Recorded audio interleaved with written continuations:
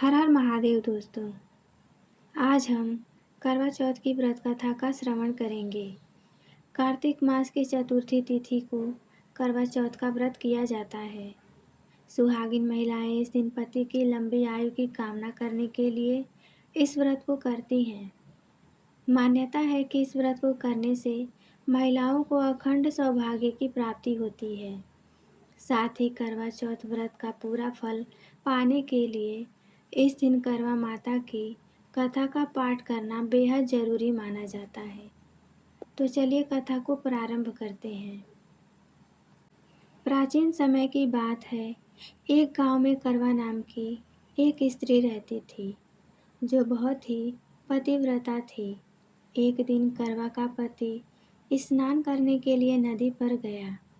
जैसे ही वह स्नान के लिए नदी में उतरा, वहां मगरमच्छ आ गया और उसने करवा के पति के पैर को पकड़ लिया।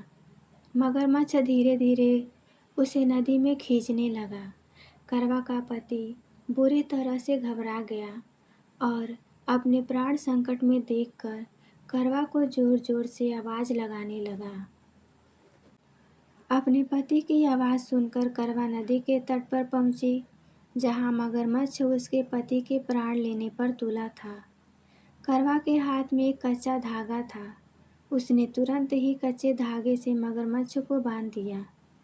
इसके बाद करवा यमराज के पास पहुंची। करवा यमराज से बोली कि मेरे पति का पैर मगरमच्छ ने पकड़ लिया है। करवा ने यमराज से प्रार्थना करते हुए कहा कि मगर को मेरे पति के पैर पकड़ने के अपराध में आप अपने बल से नरक में भेज दो। यमराज ने करवा से कहा कि हे देवी, मैं चाहकर भी ऐसा नहीं कर सकता हूँ, क्योंकि मगर की आयु अभी शेष है। करवा ने तब यमराज से कहा कि अगर आप ऐसा नहीं करेंगे तो मैं आपको श्राप दे दूंगी।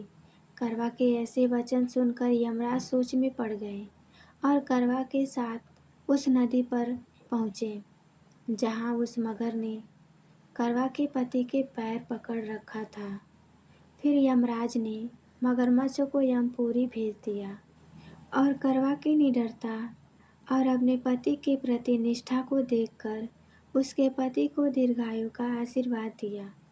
करवा चौथ का व्रत करने वाली सभी महिलाओं को इस कथा का पाठ जरूर करना चाहिए और दोनों हाथ जोड़कर करवा माता से प्रार्थना करनी चाहिए कि हे करवा माता, जैसे आपने अपने पति की रक्षा की, वैसे सबके पतियों की रक्षा करना।